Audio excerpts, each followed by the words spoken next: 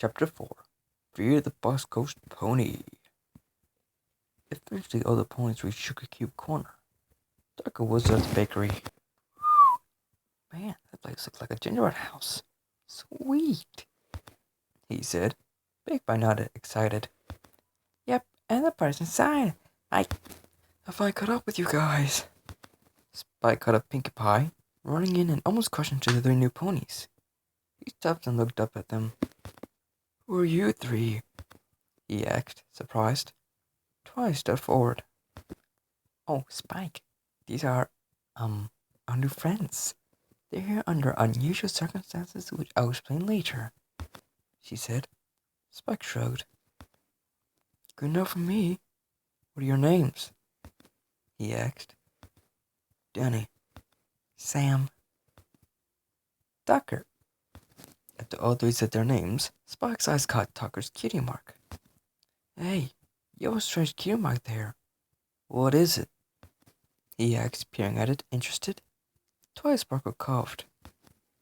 Again, they're here under unusual circumstances, Spike. I'm not exactly from here. I'll explain everything. Also, did you write the letter I wrote to Celestia? What letter? He asked, frowning. Twy frowned as well. You know, the letter I left on the table next to the other note. That was supposed to be mailed to Celestia? Spike tried to think back. He saw the note and another paper by it, but he had grasped onto the first note and forgotten about the other one on his way out. Oops, he said, almost chuckling a little. It's kind of important. Do you mind going and sending it and coming back? No rush. The party's still going to be here when you get back, Twice said. Spike sighed. Okay. Be back soon. Nice to meet you, new ponies, he said, running off. Sam smiled. Aw, he was so cute, she said. Spike giggled. That's my assistant, Spike. He's a baby dragon. He'll be here to tell you all about himself later.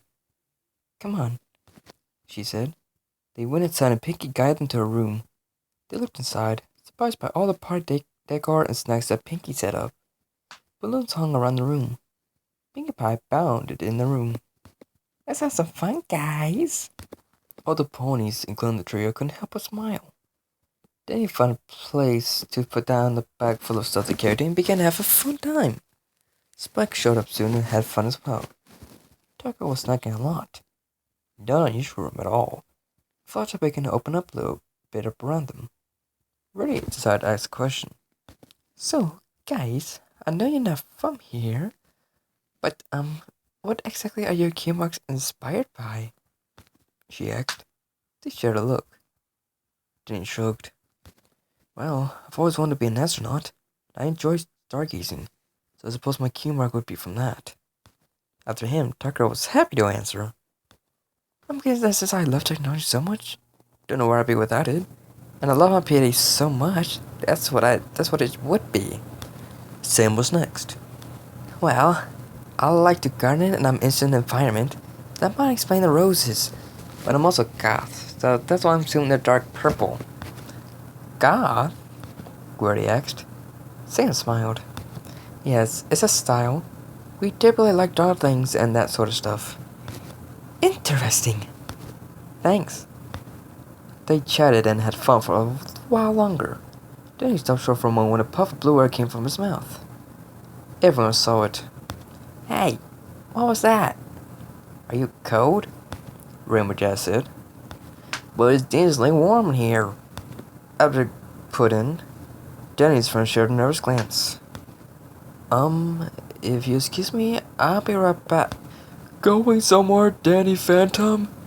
A familiar voice of a pestilent ghost came from behind. All the other ponies and Spike, with the exception of Big Bike, screamed and ran for a hiding spot.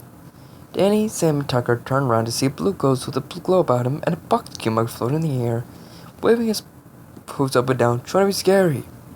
I am the box ghost pony, and I will not lie to Phoebe once again. Okay, you know what? I don't even know how you got here, why you're here, or how you mention noise everywhere we go. It is my job to inflict terror to helpless people or ponies. For I am the Bosco's pony. We know! All three said at the same time. Pinkie Pie grinned and stuck her tongue out at the ghost. I won't fear you, she said. The boss ghost grinned. Is that so? Well, you will not be sent after I unleash pure terror, he declared. With that, boxes surrounded by ghost horror flew through the walls, earning more screaming from the ponies. The box ghost threw them around Pinkie Pie, pushing her against the wall and then down the ground to hold her down. She let a cry of surprise from it. Then he grimaced. While he doubted that the box could do any bad things to Pinkie, he was worried that if he didn't go ghost would at least throw a few punches and get the box ghost down, that he could actually cause a little damage. He wouldn't let that happen. He let us sigh of defeat. I really, really hate you right now, boss ghost. But I guess the others were gonna find out my secret eventually. The Pegasus nodded to his friends. The rest of the opponents were wondering what on earth he was talking about, but found the answer in seconds. Going ghost! Danny jumped into the air and allowed a glowing ring to surround his waist. It split apart and traveled up and down his body. His white body became a pitch black, and his hooves became white. His hair became white and his eyes green. His key mark changed into a DP symbol. With a flash, the transformation was complete. Gas came from about the room. Danny floated up and launched himself at the boss ghost, knocking said ghost to the ground. He hit him with an ectoblast for spite and then froze him. He looked to his friends. Sam already had the thermos in her mouth. She popped the cap open and dropped it, Danny jumping back. The boss ghost covered in the blue light from the thermos with ease. Tucker pushed the cap back on the thermos with a sigh. Danny floated down and his friends walked up beside him. Pinkie Pie had pulled herself out of the pop box, slowly approaching Danny. The rest of the opponents began to carefully come out of their hiding spots. With the exception of Fluttershy, it was still cowering under a table. They walked with the three, watching them with cautiousness. Pinkie was the one who came up close and was the first to ask the question. What was that? She asked, eyes wide. Danny groaned. I knew you guys would figure out eventually.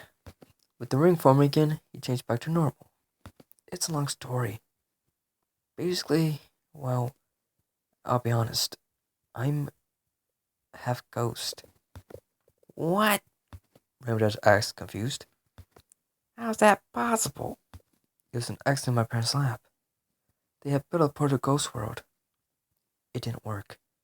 So, with my friends here watching, I decided to try to go in, maybe see if I could fix it. But I accidentally pressed the on button when I was there. I ended up being electrocuted and blasted with ectoplasm, the basis of ghosts. As a result, I became half ghost. I decided to fight crime with a superhero known as Danny Phantom. I have ghost powers. That's probably why that ghost isn't going to get rid of me and my friends. We tried to put a halt to whatever she's planning. My parents don't even know I'm like this. All my friends here and my sister, and you guys know. Oh, and my arch enemy. I'd rather not talk about him. There was a long silence. Spike finally whistled. Twilight was right. You guys aren't from here at all. No kidding. Applejack mumbled, eyes wide. Danny still flashed somewhat interested in the story, but still too afraid to come out. He frowned. Flash, I don't blame you for being scared, but I'm not dangerous. Cross my heart. I'm sorry if I scared you, he said. Flashlight carefully came out of her hiding spot, timidly getting a little closer, but not too close. Rainbow Dash managed to smile. Wow, Danny Phantom, thanks for saving our behinds there. Danny grinned. Don't forget Sam and Tug, too. They captured him. Really, that was a boss ghost. He's pretty much the lamest ghost ever. That face guy's way worse than him. I want to see your powers, Pinkie said excitedly. She looked at Danny pleadingly. Please. Danny blushed and shrugged. Well, they're a bit dangerous to try in here. Maybe tomorrow, if any of you guys know a good spot where no one can see us. I have a secret identity for a reason, he said. Applejack grinned. I think I know the perfect spot. Tomorrow is fine. I can come, too, Fluttershy murmured timidly. The tree couldn't help but grin. Fluttershy, even the most timid, has some level of trust in them. Twilight frowned. Wait, you said your parents don't know about this? She asked, surprised. Danny cringed. No. Well, I used to be afraid they'd reject me. They are ghost hunters, but now that's not it. I know they love me, but I'm just not ready yet. I'll tell them when I'm ready, he said. Twilight frowned, but nodded. In all truth, Danny, it was probably better that they found out now. Do you see how unique you are? And in a good way, Sam pointed out. Danny softly grinned. Doctor looked at 2 Point, sharing a gaze, then deviously grinned. He didn't mention that it was Sam who confessed to go in. He'd do anything for Sam. The two lovebirds, he said. Danny's hand flushed violently and turned to glare at Tucker. We are not lovebirds, they both snapped. All others gave an all.